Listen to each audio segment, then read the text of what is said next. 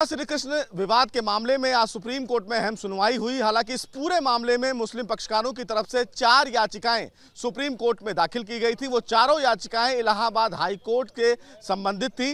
पहली याचिका मुस्लिम पक्षकारों की तरफ से ये थी कि जिस पर मेंटेनेबल पर सुनवाई अभी इलाहाबाद हाई कोर्ट कर रहा है, याचिकाओं पर वो चैलेंज किया गया था।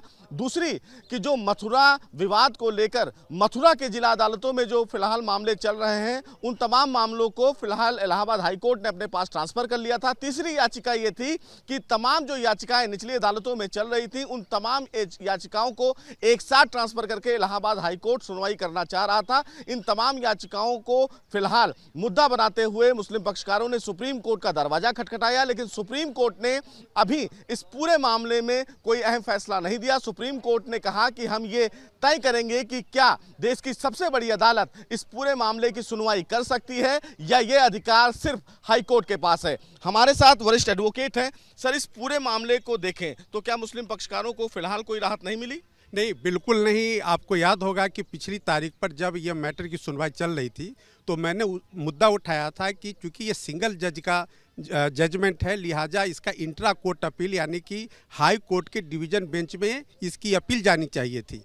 इस पर माननीय न्यायालय ने मुस्लिम पक्ष के वकील से कहा कि अगर इंट्रा कोर्ट अपील का प्रोविजन होगा तो एसएलपी यहाँ एडमिट नहीं हो सकती है, मेंटेनेबल नहीं है। इसीलिए माननीय सर्वोच्च न्यायालय ने पिछली तारीख को मेंटेनेबिलिटी ऑफ एसएलपी का मुद्दा उठाते हुए आज की तारीख मुकर्रर की थी कि आज हम यह तय करेंगे माननीय सर्वोच्च न्यायालय कि एसएलपी मेंटेनेबल है या नहीं। आज दोनों पक्ष के वकीलों ने अपना पक्ष रखा मेंटेनेबिलिटी ऑफ एसएलपी पे।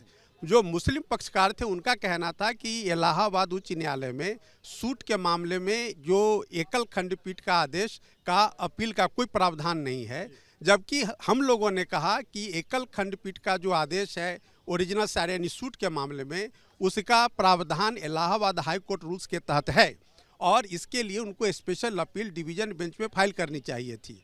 माननीय सर्वोच्च न्यायालय ने आज दोनों पक्ष को सुनने के बाद रिटन सबमिशन फाइल करने के लिए कहा और यह भी कहा कि दोनों ही पक्ष जो इलाहाबाद हाई कोर्ट के रूल्स हैं, जिसमें सूट फाइल करने का, हियरिंग करने का, आदेश पारित करने का और अपील का जो प्रोविजन है, उसके मुतालिक वो सारा रूल्स फाइल करे। साथ ही साथ ये भी कहा कि जो भी जजमेंट दोनों पक्ष रिलाई करता है उस जजमेंट को भी फाइल करे।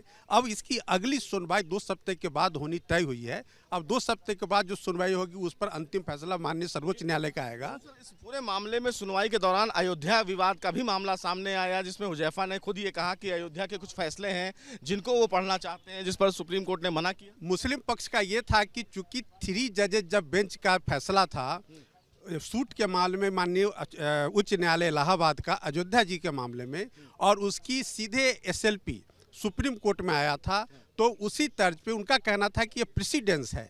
माननीय सर्वोच्च न्यायालय ने आज कहा कि नहीं, वो 3 जजेज का फैसला था इसलिए वो सुप्रीम कोर्ट में आया, लेकिन यहाँ पर सिंगल खंडपीठ का फैसला है और इलाहाबाद हाई कोर्ट का रूल्स है डिवीजन बेंच में जाने का, लिहाजा आप अयोध्या मामले के जजमेंट को अपना आर्गूमेंट का आधार नहीं बना सकते। तो सीधे तौर पर अब इस पूरे मामले पर सुप्रीम कोर्ट 2 हफ्ते के बाद सुनवाई करेगा, लेकिन फिलहाल मुस्लिम पक्षकारों की तरफ से ये मांग की जा रही थी कि उनकी याचिका पर सुनवाई हो, लेकिन सुप्रीम कोर्ट पहले ये तय करेगा कि क्या मुस्लिम पक्षकारों की याचिका सुनवाई योग्य है या फिर नहीं। वीडियो जर्नलिस्ट विपिन के साथ Sushil Pandey, News Nation, Delhi. News Nation अब व्हाट्सएप पर खबरों के ताजा अपडेट के लिए न्यूज नेशन के इस QR कोड को स्कैन करें।